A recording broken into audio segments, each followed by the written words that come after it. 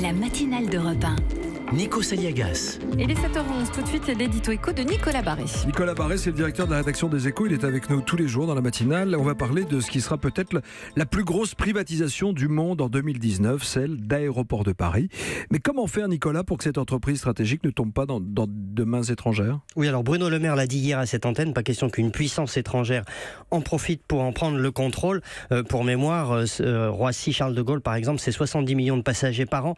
Il s'agit d'une entreprise stratégique et à ce titre, elle va être ajoutée au décret qui permet à l'État de bloquer des achats étrangers dans des secteurs jugés précisément stratégiques. Et il vise qui en réalité, ce décret ? Alors, soyons clairs, les Chinois. Pourquoi ? Parce que Pékin a une stratégie officiellement déclarée dite de la nouvelle route de la soie qui consiste à contrôler les infrastructures reliant l'Extrême-Orient à l'Europe.